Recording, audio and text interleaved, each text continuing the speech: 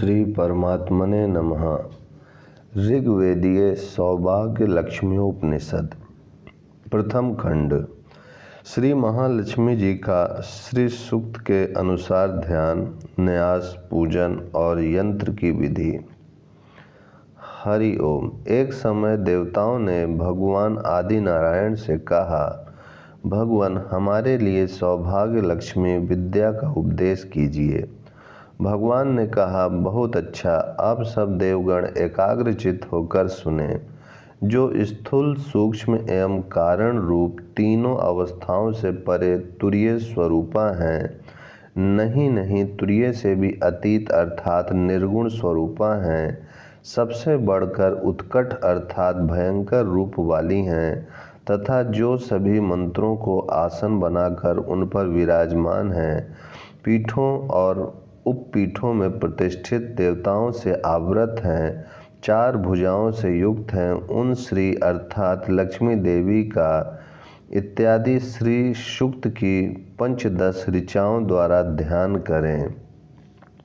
युक्त 5-10 ऋचाओं वाले श्री सूक्त के इंद्रा, आनंद, कर्दम और चिक्लित ऋषि हैं।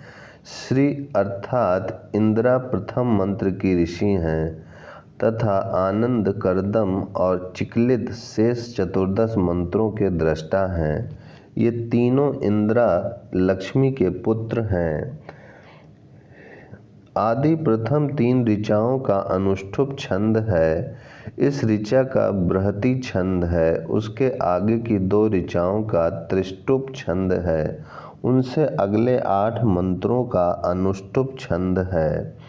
शेष मंत्रों का छंद है प्रस्तार पंक्ति। श्री और अग्नि इन ऋचाओं के देवता हैं। हिरण्यवर्णाम यह बीज है, काम सोष्मी यह शक्ति है, हिरण्यमयी चंद्रा, रजत स्त्रजा, हिरण्यस्त्रजा, हिरण्या, हिरण्यवर्णा इन नामों को चतुर्थी विभक्ति में रखकर आदि में प्रणव और अंत में नमः बोलकर अंग न्यास करें। जैसे हिरण्मयाय नमः, हृदयाय नमः, ओम चंद्राय नमः, शीर्षे स्वाहा, ओम रजत स्त्रजाय नमः, शिखाय वष्ट, ओम हिरण्यस्त्रजाय नमः, कवचाय हुम, ओम हिरण्याय नमः, नेत्राय वष्ट, ओम हिरण्यवर्णाय नमः, अस्त्राय फट। पश्चात श्री सूक्त के मंत्रों से अंगन्यास करें। सिर, नेत्र, कर्ण, नासिका, मुख, कंठ, दोनों भुजाएं, हृदय, नाभि, लिंग, गूदा, जांग, जानु, जंघा, पिंडली इन स्थानों में श्री सूक्त के मंत्रों से क्रमशः न्यास करें। इसके बाद निम्नलिखित मंत्र के अनुसार ध्यान करें, अर्थात हल्के लाल गुलाबी रंग के कमल दल पर बैठी हुई कमल पराग की राशि के समान पीत वर्ण वाली, चारों हाथों में क्रमशः वर मुद्रा, अभय मुद्रा और 2 कमल पुष्प धारण किए हुए मणिमय गणों से विचित्र शोभा धारण करने वाली और अलंकार समूहों से अलंकृत समस्त लोकों की जननी श्री महालक्ष्मी देवी निरंतर हमें श्री संपन्न करें। तत्पश्चात यंत्र लिखकर उसकी पूजा करें। यंत्र के कणिका व्रत के ऊपर 8 दल, उस पर 12 दल तथा 12 दल के ऊपर 16 दल बनाकर तीनों को एक व्रत से घेर दें।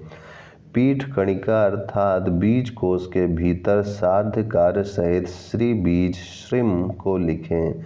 उसके बाद अष्टदल, 12 दल और 16 दल पदों के ऊपर और भूव्रतों के बीच में श्री सूक्ति की आदि ऋचा लिखें, अर्थात अष्टदल के ऊपर और पहले भूव्रत के अंदर अश्वपूर्वा, रथ मध्यामा इत्यादि ऋचाओं को 12 दल के ऊपर तथा द्वितीय भूव्रत के भीतर इत्यादि तथा 16 हार के ऊपर तथा तृतीय भूव्रत के भीतर इत्यादि ऋचा लिखें।